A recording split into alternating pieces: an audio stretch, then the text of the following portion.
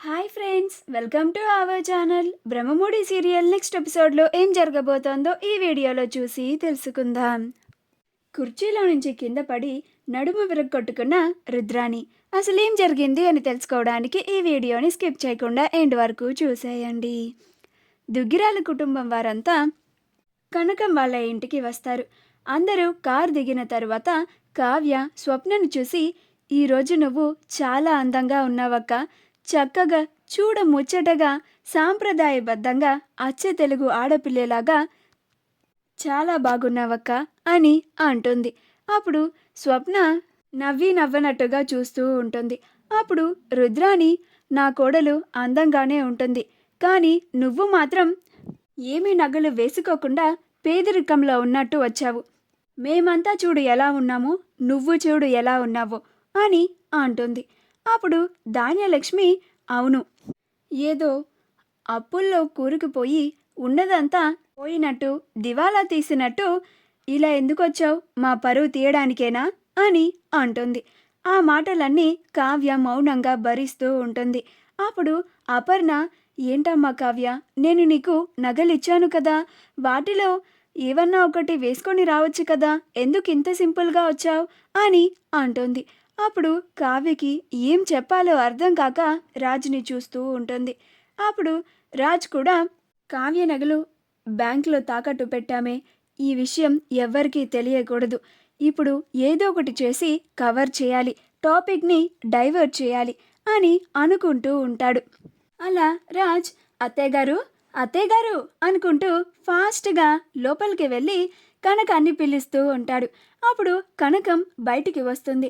ఏంటి అత్తయ్యగారు, మీరు మీ కూతురికి సీమంతాన్ని జరిపిస్తున్నారు, కానీ మీ కూతుర్ని అలా బయటే నిలబెట్టేశారేంటి, వచ్చి రిసీవ్ చేసుకోండి అని అంటాడు. అలా టాపిక్ని డైవర్ట్ చేసేస్తాడు. అప్పుడు కనకం పరిగెత్తుకుంటూ వచ్చి, అమ్మ స్వప్న, లోపలికి రమ్మా అని అంటుంది.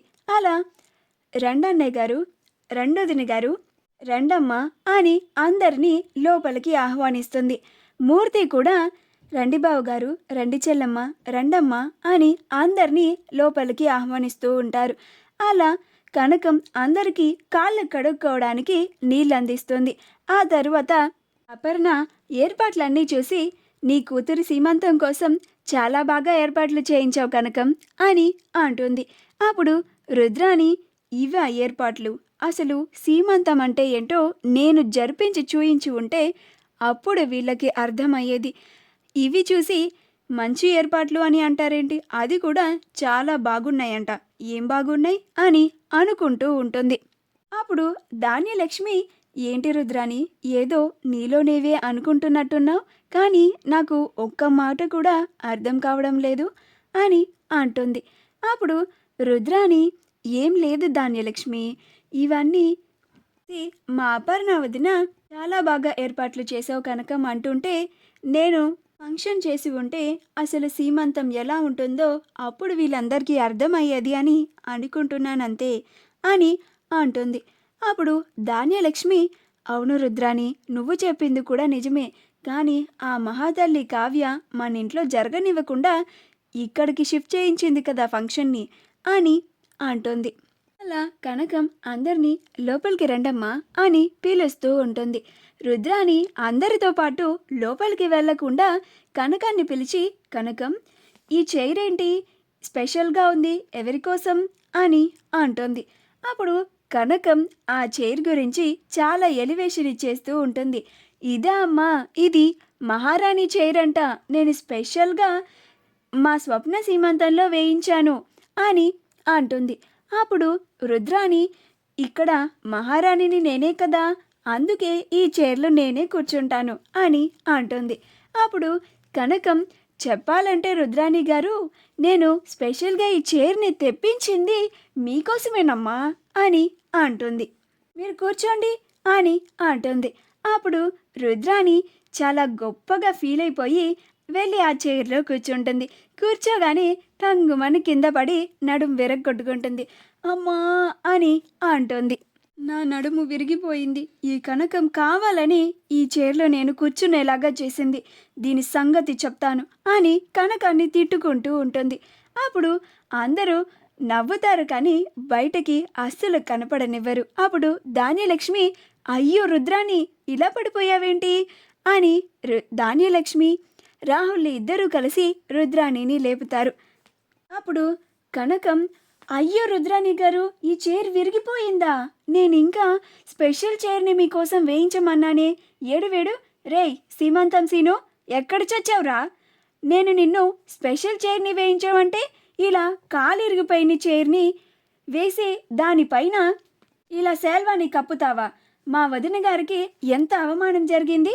ఆవిడ ఇప్పుడు ఈ చైర్లో కూర్చొని కింద పడిపోయింది నీ వల్ల, వెదవా అని వాడిని తిట్టి, వదిన గారు నేను చూసుకోలేదండి, పొరపాటు జరిగిపోయింది, నన్ను క్షమించండి అని నటిస్తూ ఉంటుంది. అప్పుడు రుద్రాణి, నీ ఓవరాక్షన్ తగలయ్యా, కావాలని నువ్వు నన్ను కింద పడేయాలని ఇలా చేశావని నాకు తెలుసు కనకం అని అనుకుంటూ ఉంటుంది. అప్పుడు రాహుల్, నువ్వైనా వెళ్ళి ఆ చైర్లో ఎందుకు కూర్చున్నావు మామ్ అని అంటాడు. అప్పుడు రుద్రాణి, నాకేం తెలుసురా ఆ చైర్ విరిగిపోయిందని, నేనేదో స్పెషల్గా ఉందిలే అని అక్కడ కూర్చున్నాను అని అంటుంది. అలా అందరూ లోపలికి వెళ్ళి కూర్చుంటారు. కావ్య అన్ని ఏర్పాట్లు చూస్తూ ఉంటుంది. అలా పళ్ళు కూడా సర్దుతూ ఉంటుంది. అప్పుడు కావ్య అక్కడ ఉన్నది ప్లాస్టిక్ పళ్ళు అని కనిపెట్టి కనకం దగ్గరికి వెళ్ళి, అమ్మా ఏంటే ఇది, మరి ఇంత కక్కుర్తిలాగా చేస్తున్నావేంటే నువ్వు అని అంటుంది. అప్పుడు కనకం, ఏమైందే అలా తిడుతున్నావేంటి నన్ను అని అంటుంది. అప్పుడు కావ్య, ఎందుకే అక్కడ ప్లాస్టిక్ పళ్ళని పెట్టావు అని అంటుంది. అప్పుడు కనకం, అయ్యో దీనికి కూడా అసలు నిజం తెలిసిపోయిందా? అంటే అది కావ్య, నాకున్న బడ్జెట్లో అన్ని ఒరిజినల్ పళ్ళు పట్టాలంటే బడ్జెట్ దాటిపోతుంది, అందుకని కొన్ని ప్లాస్టిక్ పళ్ళు దానిపైన కొన్ని ఒరిజినల్ పళ్ళని పెట్టించాను అని అంటుంది. అప్పుడు కావ్య, పళ్ళని తీసుకురమ్మంటే నేను తీసుకొచ్చేదాన్ని కదే, ఎందుకే ఇలా పెట్టి అందరిలో పరువు తీస్తున్నావు? ఎవరికన్నా అక్కడున్నది ప్లాస్టిక్ పళ్ళు అని తెలిస్తే ఇంకేమన్నా ఉంటుందా అని అంటుంది. అప్పుడు కనకం, అబ్బా నువ్వు ఊరుకోవే, ఎవరికి తెలిసిద్ది అని అంటుంది. అప్పుడు కావ్య, ఇప్పుడు నేనెలా కనుక్కున్నానో అలానే అందరూ కనుక్కుంటారు, అవి ప్లాస్టిక్ పళ్ళని ఈజీగా తెలిసిపోతుందే అని అంటుంది. అప్పుడు కనకం, కావ్య నువ్వు టెన్షన్ పడకు, నేనున్నాను కదా, నేను చూసుకుంటాను అని అంటుంది. అప్పుడు కావ్య సరేలే అని అక్కడి నుంచి వెళ్ళిపోయి తన పని తాను చేసుకుంటూ ఉంటుంది. మా వీడియో కనుక మీకు నచ్చినట్లయితే లైక్ చేయండి, షేర్ చేయండి, మా ఛానల్ని సబ్స్క్రైబ్ చేసుకోండి, పక్కనే ఉన్న బెల్ ఐకాన్ని క్లిక్ చేయడం మాత్రం మర్చిపోకండి.